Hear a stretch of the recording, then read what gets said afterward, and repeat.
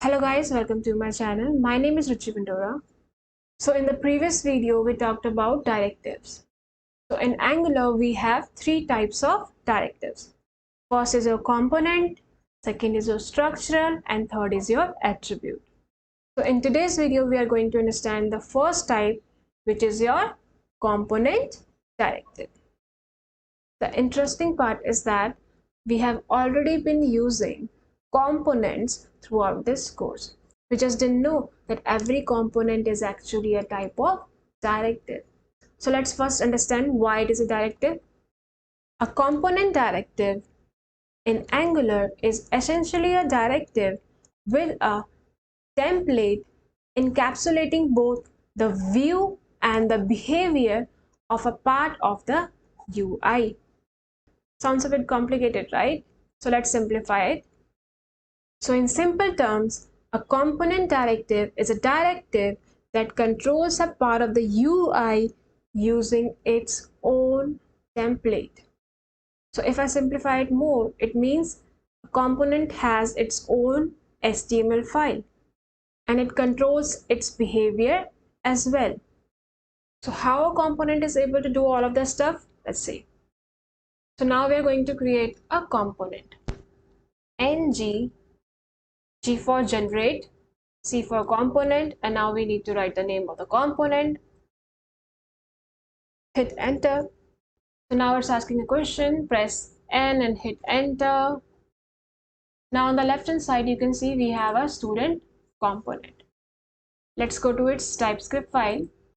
So as you can see on the screen, we have a template URL, which has a path of HTML file. So basically this component has its own template.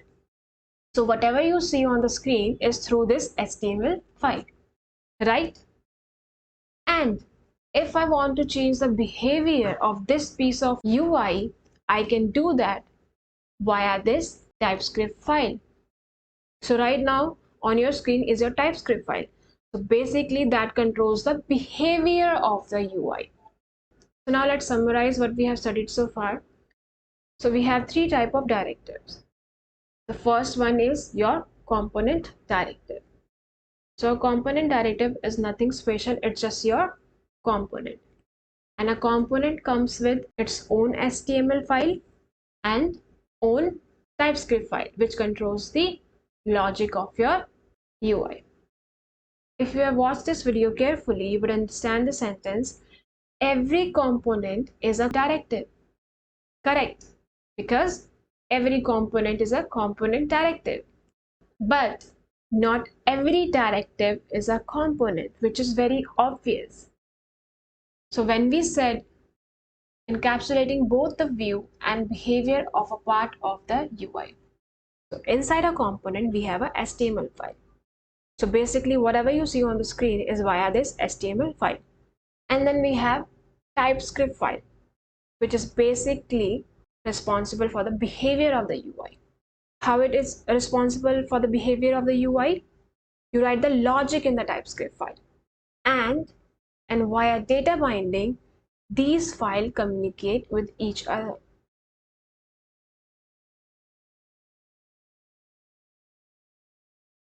So if we talk about a real life example, let's say we have a website. We have a header component, nav component, we have a list component. So the header component is responsible for the header, correct? The UI for the header is coming from the header component. And the behavior of the header component is managed by its TypeScript file. I haven't gone much in depth for this video because I've already made a video on components. I will link that video in the description. If you want to study components in detail, you can refer that video. For this, I wanted to keep it very brief because we are just learning it again because of directives. So this is it. If you guys like this video, please give this video a thumbs up and subscribe to my channel for more videos. I'll see you guys in the next video. Peace out.